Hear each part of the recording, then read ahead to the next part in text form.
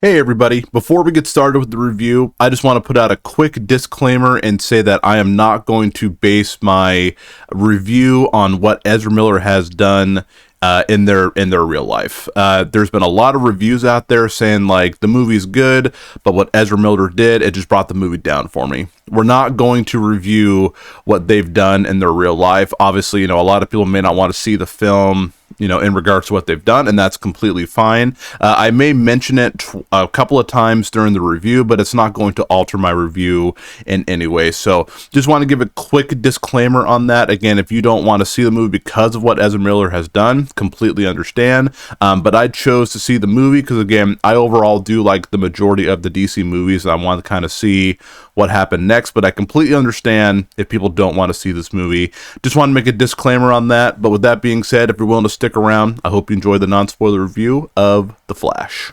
Hey everybody, Tom Cruise here. I'm here to let you know that The Flash is the greatest movie that I've ever seen. Forget Mission Impossible, forget what I've been trying to do with Oppenheimer, trying to get my movie in the bigger IMAX theaters. They should be putting Flash in there. Greatest movie of all time.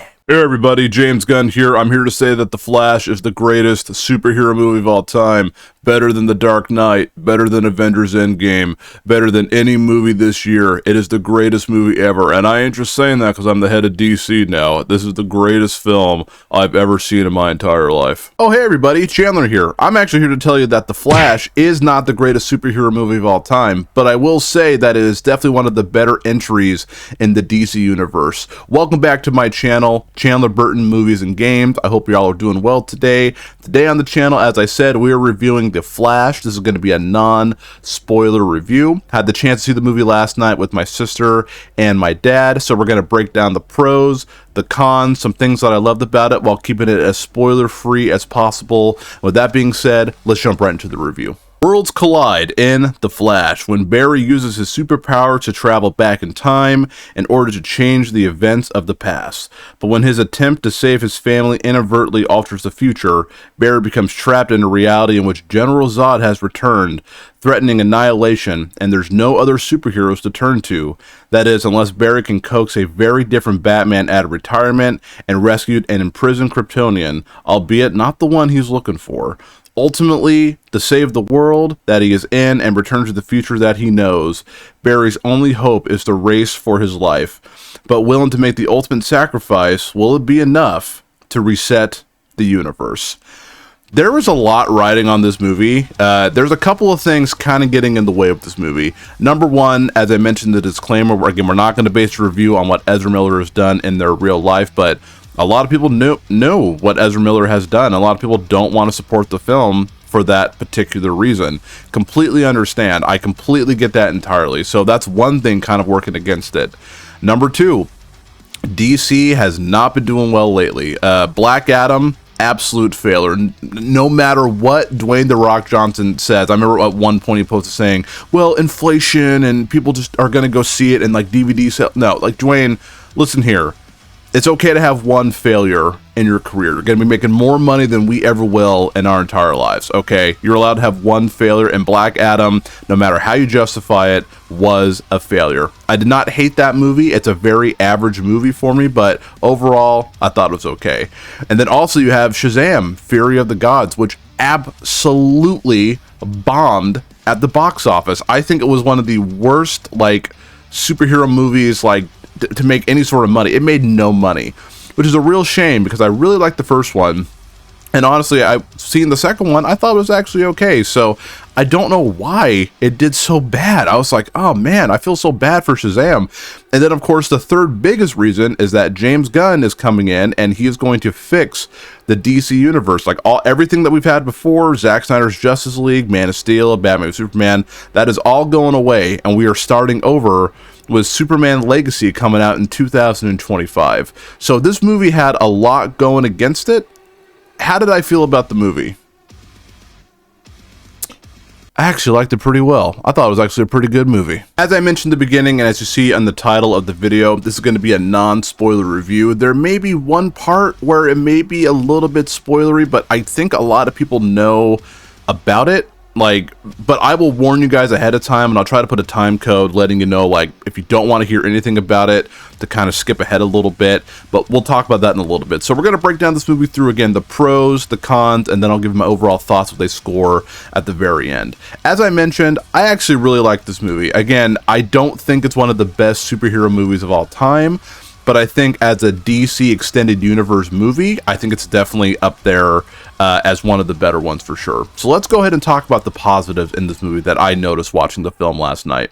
Number one, I'm going to give it to Ezra Miller. I think he's absolutely, I think they are absolutely fantastic in the film. They do such a good job of playing off of one another, where it doesn't seem like it's one person doing this role. Like, their interactions with his future self and his past self is so woven together perfectly that you really do feel like it's two people playing the same character. Ezra Miller killed it in this movie. Absolutely fantastic. Like, playing off of himself, that's a really hard thing to do, and they did it beautifully. I also think it's really good character development, because you see throughout the movie, like, his younger past self is like super annoying, and future Barry's like, oh my gosh, am I really like this to other people, like Batman or whoever? Like, am I getting on their nerves that much? And I think that's really good character development, because he's kind of learning and drawing inspiration from himself. I love the parts when it's just them talking and having a conversation. Like, honestly, I actually like that more than the actual superhero aspect of the film, which is another one of my pros, but we'll get into that in a little bit. But overall, Ezra Miller, you're gonna be like, wow, his performance in that is incredible. It's just really funny. It's definitely heartfelt at moments, and you're like, this is incredible. So Ezra Miller did a great job, because he's doing both performances, and that can't be easy. They absolutely crushed it. Absolutely fantastic job. My other pro is Michael Keaton. I thought Michael Keaton was absolutely wonderful in this film. Now, to be fair, the trailers made it seem like this is kind of really like a Batman movie, because you see Ben Affleck in the trailer. They really are showing off Michael Keaton in those trailers. But as you watch the movie and as it goes along, this is definitely the Flash's movie featuring Batman. I thought for sure it was going to be the other way around, where this is going to be a Batman movie featuring the Flash. That's just what the trailers made me believe. But this is really the Flash's movie, and Michael Keaton is so good in this film. They have the music from the original Batman movies. Like, I absolutely love those Tim Burton films. This really does feel like that third installment that we never got, because again, after the second Batman movie, no, I feel like they were kind of like, this movie's too dark, we need to go into like a more fun direction, and that's when Batman Forever and Batman and Robin came out. And so this really does feel like Michael Keaton's third Batman film that we never got, because he gets a good amount of screen time. And to be fair, he does not show up until like an hour and a half into the film, but he's so well integrated into the plot that it's not just like bringing him back for nostalgic reasons. His purpose there actually makes sense, and I really like that. I hate when they bring people in, it's like, oh yeah, it's just nostalgic and cool, but he actually really brought a lot to the table, and I really liked him. He really killed it. He's a great actor. Watching him do like the Vulture, like in the Spider-Man movies, him, you know, I watched The Founder a couple of weeks ago, which I love that movie, to going back to Batman. I mean, the guy's a great actor. Absolutely fantastic actor. And I would also say, excuse me, I'd also say the action sequences in this film are really cool. That it's going to be a little controversial of what I'm going to say in my cons, but the action scenes in this movie, when they're done properly, are really cool. One thing that I really love about this is that there's a lot of action segments that make you actually feel like you're the Flash. Like, there's a couple of parts where he takes off just like running, and like you just feel like the momentum of him just going. And there's a couple of scenes where it's like he'll do something and then he'll come back to a different moment that they were already at, and they're like, okay, and it's just like, it's crazy how like they work time into this movie, where it felt so genuine, where it's like something that the Flash does that could take forever is like a minute to somebody else, and I absolutely love that. There's a beginning action sequence in the beginning of the film that's in the trailer with Ben Affleck, and that was absolutely awesome. That was a really fun and enjoyable action sequence. It was great to see Ben Affleck back as Batman. Not a very big part in this movie, but again, that opening scene with him and the Flash working together, and like it was just really, really cool. It felt really good. There's also a fight that takes place with Michael Keaton's Batman, I don't want to give away the location, but again, you see a little bit of it in the trailer. Once you see it play out in the film, it is awesome. That whole sequence was probably my favorite part of the film. I thought that was really cool. Granted, you know, with Michael Keaton, like, the fight scenes in it were incredible. Like, it really felt like Batman, but nothing will ever top the warehouse fight scene from Batman v Superman for me. I mean, that was like a Batman dream for me, to see Batman fight like that.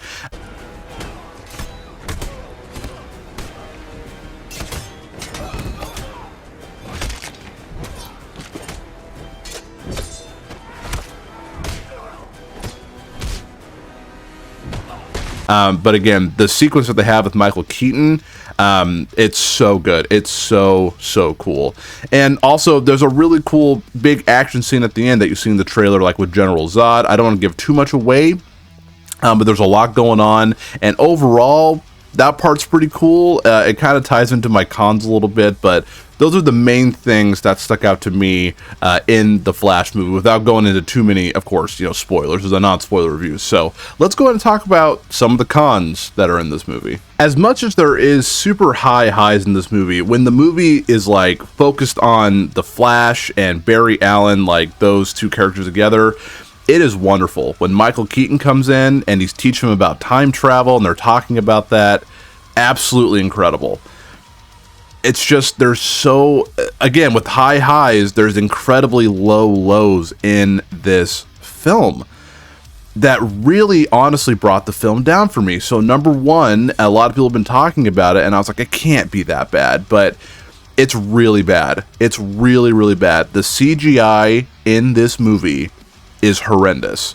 The director, Andy Muschietti, I hope I'm getting his last name right, he also directed the It films, which I enjoyed those films. I think it's a very good director, and he did very good directing this movie. Again, the story in it is really good. And again, I always say you got to have a good story to hold everything together. And for the majority, the story is really good.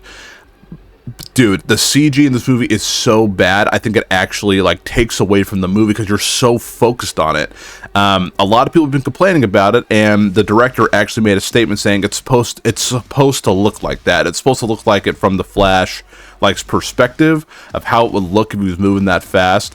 If that's a real choice that they made, that was a terrible choice. And I'm not just saying that because I feel like I'm in the right. A lot of people have been complaining about the CGI, and there's a few scenes with Ezra Miller's face that's completely CG that looks like Windows 98. Like, it's super bad. There's also a opening action sequence, which again I just praise, and the majority of it I really like. There's a scene involving a couple of babies. Not to get out of context, would be kind of weird about that, but involves a couple of babies, a hospital, and a dog. And just look at the babies. You'll see what I'm talking about. That's my first indication of like, dude, this looks like PlayStation 1 graphics. That's how bad it was. And then this is not too much of a spoiler either, because there are some segments where they go back in time. You'll see certain characters, and the CG on it is so bad. Like, you're just like, how? It's really bad. It actually takes away from the movie for me. It's actually the worst CG I've ever seen. I can't believe they thought that was a good choice. Absolutely awful.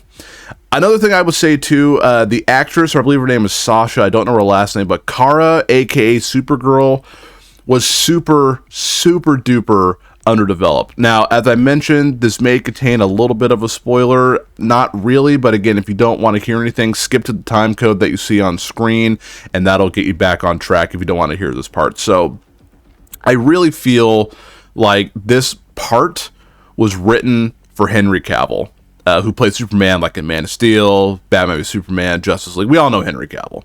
I felt like it was written for him, and it would have made a lot more sense for, you know, having General Zod come back, because there's a lot of sequences, as you see in the trailer, that draw from Man of Steel. Like a lot of, like the ending Man of Steel like action scene, that's in the movie, and that's not a spoiler because that's in the trailer. And I really felt like it was written for him. Like, all the lines and stuff and everything that was written, I'm like, Henry Cavill should have been in this. Now, I don't know if he was just so disappointed by, like, you know, they brought him back for Black Adam and that ending post-credit scene, and Henry Cavill's like, I'm back as Superman, and they lied to him saying you're actually not back. Maybe he's upset about that. Or I know he's doing The Witcher right now. Maybe he's just a little bit busy with that. But overall, Supergirl doesn't show up to like almost like an hour and 50 minutes into the film, and so there's no character development. We don't get to know much about her other than the fact that she's always angry. And so, but that's not much character development. So I just felt like she was super underutilized in this film. And then I would also say the last con in this movie is the Easter eggs. Now, I know that sounds weird. Obviously big movies have Easter eggs and those types of things, which is really cool. There's a scene in this movie where it literally feels like the Easter Bunny, like, just forgot to, like, deliver the eggs the night before, and he literally just drops them all at once. And it's not good. The CGI is terrible, and it shows off all these things that don't even really add to the movie. It's just for audience to go, whoa, that's so cool, dude. That's so sick. Wow, wow, wow. You don't have to do that. If you think it looks bad like I did, you're allowed to be like, that is terrible. There's also a couple of cameo appearances in the film. Of course, I'm not going to spoil what those are. But the Easter eggs in this film are so unnecessary. Again, it all happens just at once. Like the Easter Bunny just threw up all those eggs saying, here you go, kids, have some chocolate. And it's not good chocolate. It's expired chocolate. Overall, the movie in its entirety, I actually really enjoyed it. I thought there was a lot of enjoyment to have in this film. Again, I do not think it is the best comic book movie of all time or one of the best superhero movies of all time, but again, I think I would definitely put it up there with like Zack Snyder's Justice League. I really love that movie. That's probably my favorite DCEU movie, if that is going to count as one of the films in that franchise. Again, with a movie like this, there's so many high highs and so many low lows that you kind of just have to put your score kind of in the middle, because there's so many good things that I loved about this movie. Again, I overall enjoyed the story. I love the non-superhero parts where it's literally Barry Allen just interacting with himself or talking with either Ben Affleck's Batman or Michael Keaton's Batman. I absolutely love those segments where they're just having a conversation. I love that. That means for me, the story was held together really well. There's a couple of emotional parts in that movie where actually really got me in the feels. I was like, this is actually really cool. Like, I was laughing, I'm enjoying the action for the majority of it, but then I'm also feeling something at the end, and it didn't feel force-fed. I really like that. Ben Affleck is great as Batman. If this is his last go as Batman, I think this is absolutely fantastic. I thought he did a really good job. And then I also would say this movie does tie up some loose ends when it comes to Justice League. Whether you watch the theatrical version or the Zack Snyder version, it kind of brings Barry Allen's story full circle, and you'll see what I'm talking about if you've seen Justice League. But I also do think that this movie does have a really good lesson about how pain can mold you. I mean, I think it's a very important thing that, we all go through stuff in our life, and, we all have to go through things, but it does make us stronger if we allow it to. And so I do think that is a good life lesson to be taught in this movie. Overall, I really enjoyed this movie. I definitely would see it again. I enjoyed it, but again, the highs are really high and the lows are really low. I'm going to give The Flash a 7 out of 10. I think it's an absolutely solid movie.